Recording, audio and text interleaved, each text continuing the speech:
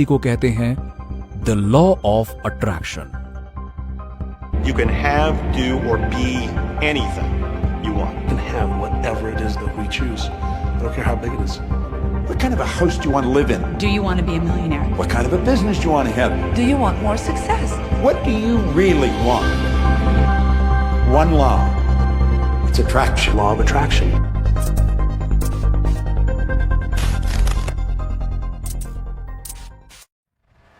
Law of attraction के अनुसार हमारा दिमाग एक ऐसी चुंबकीय ऊर्जा का केंद्र है जो इनविजिबल वेव्स यानी कि अदृश्य तरंगों के द्वारा ब्रह्मांडीय ऊर्जा से जुड़ा हुआ है। ये ऊर्जा हमारे विचारों और भावनाओं से इस वेव्स के रूप में निकलती है कि हमारे ब्रह्मांड में फैली हुई सकारात्मक या नकारात्मक ऊर्जा को अपनी तरफ आकर्षित करती है। इसी को कहते हैं लॉ ऑफ अट्रैक्शन। इन अदृश्य तरंगों को सबसे पहले हमारे ऋषि मुनियों ने महसूस किया था और विज्ञान को भी शायद उनकी बातों पर यकीन था। इसीलिए साइंटिस्ट ने इन अदृश्य तरंगों पर काफी रिसर्च किया, तब जाकर इस एनर्जी के बारे में दुनिया को पता चला। आकर्षण के सिद्धांतों का उल्लेख सबसे पहले 1877 में लेखिका हेलेना ब्लावात्स्की द्वारा एक पुस्तक में किया गया था। 1886 में लेखक प्रेंटिस मूलफोर्ड ने पहली बार आकर्षण के नियमों के सिद्धांतों को स्पष्ट किया। हालांकि कई विद्वानों, मनोवैज्ञानिकों और आध्यात्म गुरुओं का मानना है कि ये दुनिया के शुरू होने के साथ ही अस्तित्व में है और ये कोई मिथ नहीं, ये एक फैक्ट है। आप न्यूटन के गुरुत्वाकर्षण के नियम को तो जानते ही हैं, जो धरती पर मौजूद सभी चीजों को अपने केंद्र की ओर आकर्षित करती है। लॉ ऑफ अट्रैक्शन भी बिल्कुल ऐसे ही काम करता है। आप खुद सोचिए कि आप एक छोटी सी मशीन के जरिए अपने घर में बैठे बैठे हजारों किलोमीटर दूर होने वाली आवाज को कैसे सुन लेते हैं। कैसे किसी दूसरे व्यक्ति के मन की भावनाएं आपके मन तक पहुंच जाती हैं। कैसे आपके द्वारा मांगी हुई दुआएं कबूल हो जाती हैं। ये सब लॉ ऑफ अट्रैक्शन की शक्ति का ही कमाल है। आइए समझते हैं कि लॉ ऑफ अट्रैक्शन की शक्ति आपकी जिंदगी में कैसे काम करती है, कैसे आपको अमीर या गरीब और सफल या असफल बनाती है।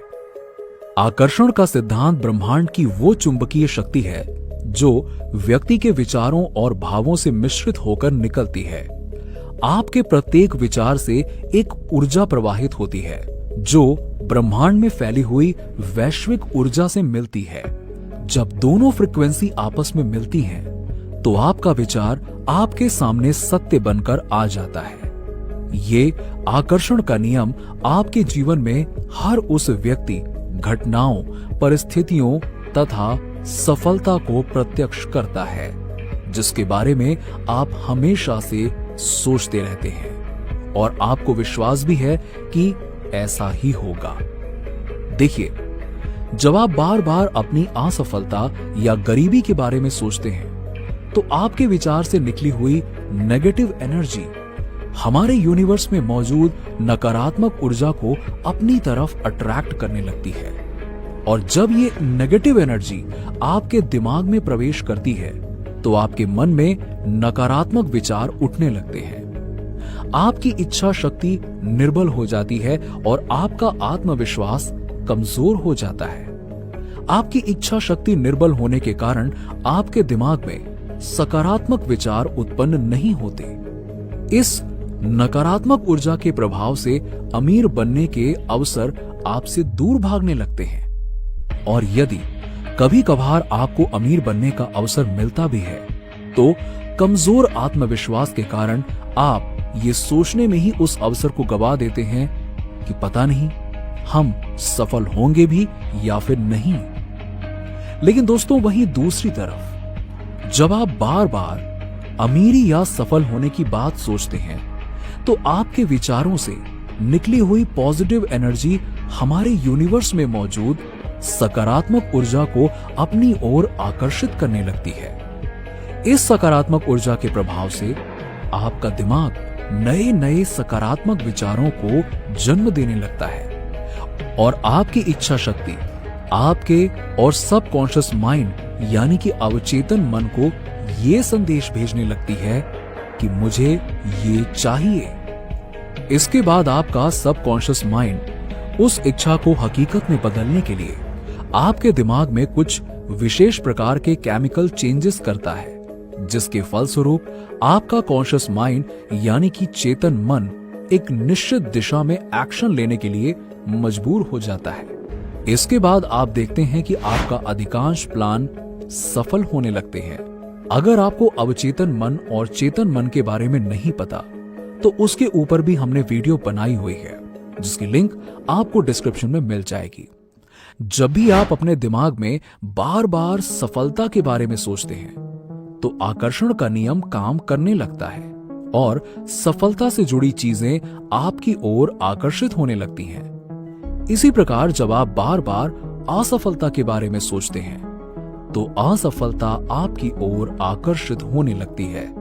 इसीलिए हम हमेशा कहते हैं कि आपकी सोच ही आपकी सफलता या असफलता को तय करती है। आकर्षण का सिद्धांत यही कहता है कि हमारा विचार एक ऊर्जा का ही रूप है। इनके ये वाक्य हमें लॉ ऑफ अट्रैक्शन की तरफ ले जाते हैं। अब बात करें, जब भी आप कोई विचार या इच्छा को करें तो पूरी फीलिंग के साथ उसे महसूस कीजिए कि आपको वो मिल गई है या फिर आप वो बन चुके हैं। मान लीजिए यदि आपको कोई घर खरीदना है तो उस घर के साथ आपके मन में ऐसे भाव नहीं होने चाहिए कि पता नहीं ये होगा भी या नहीं होगा।